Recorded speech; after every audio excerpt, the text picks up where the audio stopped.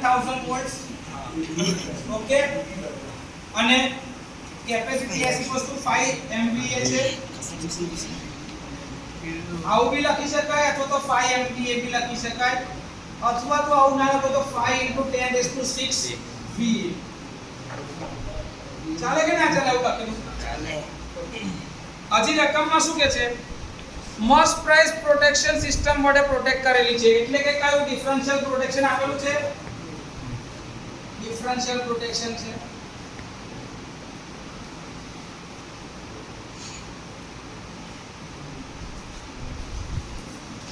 હજી શું કે છે આગળ?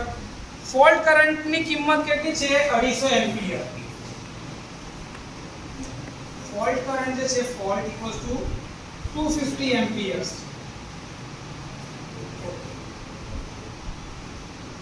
રિલે ઓપરેટ થાય છે ત્યારનો, એટલે આ રિલેનો ઓપરેટિંગ કરવા માટે ફોર ટુ ઓપરેટ રિલે હું લખી રાખું બાજુમાં ટુ ઓપરેટ રિલે.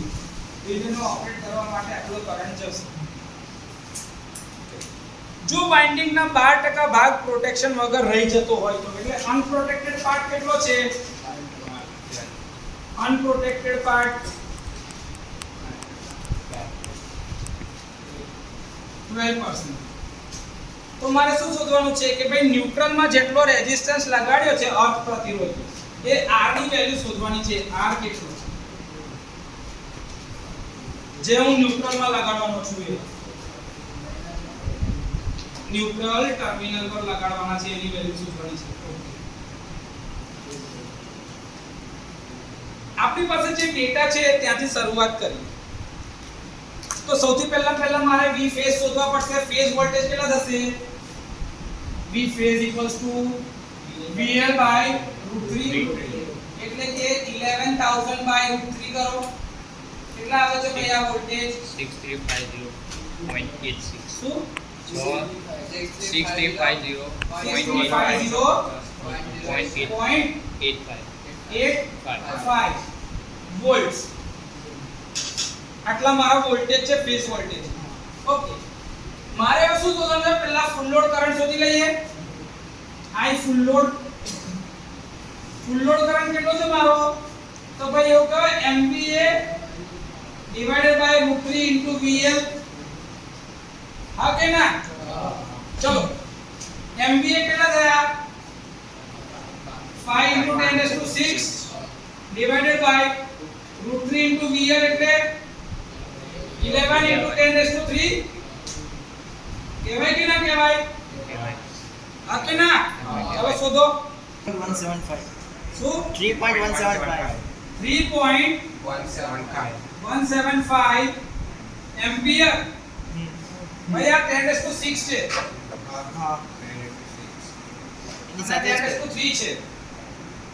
એની સાથે જ કરું છું. આટલું જ આવે છે? હા. પાક્કું? 3.175 એમ્પિયર.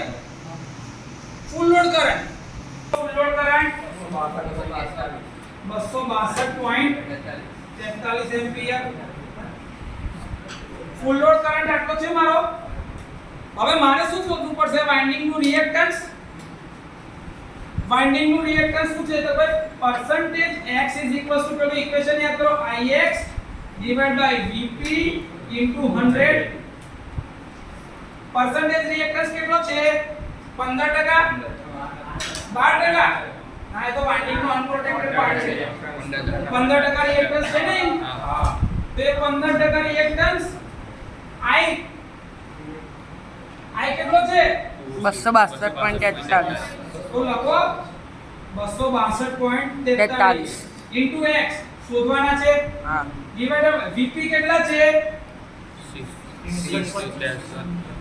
6350.85 into 100. તો x = શું થશે? 15 into 6350.85 divided by 262.43 into 100. divided by 100. Yeah. चलो आंसर लगाओ.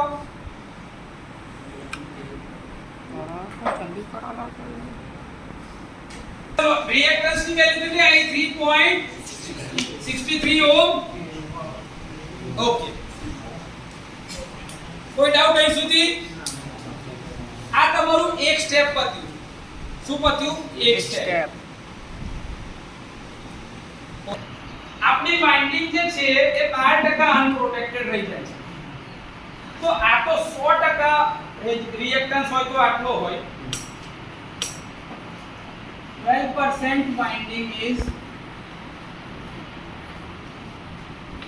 unprotected. So reactance of unprotected part is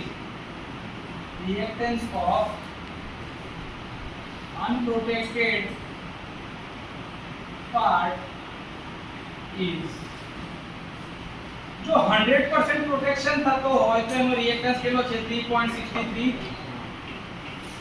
તો 12% ઉપર કેટલો થશે રિએક્ટન્સ? સાદું મેથેમેટિક્સ નાખો. 12 into 3.63 divided by 100.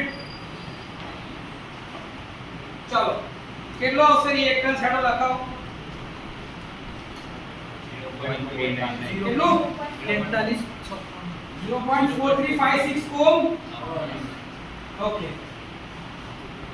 ક્લિયર? આ અનપ્રોટેક્ટેડ પાર્ટ નો રિએક્ટન્સ છે x,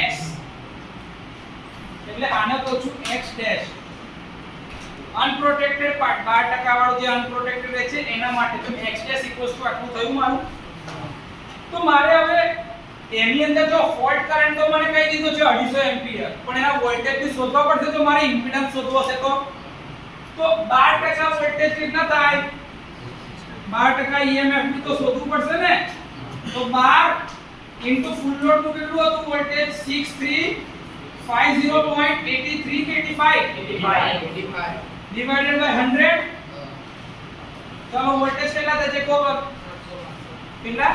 766 2.102 વોલ્ટ. તો આ રિએક્ટન્સ એટલે કે આ વાઇન્ડિંગ ની એક્રોસમાં આટલા વોલ્ટેજ મળે છે. કરંટ મારી પાસે છે 250 એમ્પિયર, તો મને ઇમ્પિડન્સ મળી જાય Z. હા કે ના? તો હવે મારે શું શોધવું છે કે અનપ્રોટેક્ટેડ આ 12% નો ઇમ્પિડન્સ Z કેટલો છે? તો Z V upon I. V કેટલા છે? 762.102 divided by current 250 ampere 250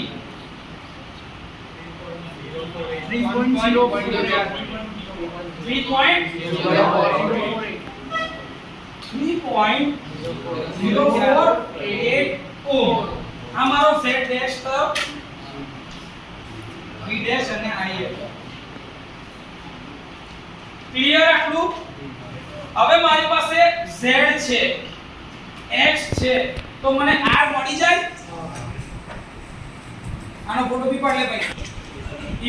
resistance હવે શોધવો છે તો ઇમ્પિડન્સ Z ઇક્વલ્સ ટુ મારે કેવું કહેવાય? Impedance Z dash is equals to under root of R square plus X dash નો સ્ક્વેર. ડેશ એટલા માટે કે અનપ્રોટેક્ટેડ પાર્ટ ને મેં અલગ રાખ્યું છે, એક અલગ નોટેશન દેખાય છે. તો મારે કેવું કે Z ડેશ નો square is equals to R square plus X dash નો સ્ક્વેર. તો મારાથી સાદું બી કહી શકાય કે R is equals to under root of Z dash નો સ્ક્વેર માઈનસ X ડેશ નો સ્ક્વેર. આવું કહેવાય કે ના કહેવાય?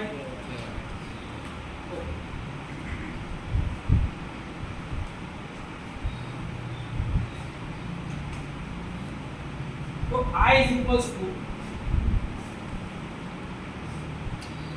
3.048 નો સ્ક્વેર માઈનસ 0.4356 એનો સ્ક્વેર.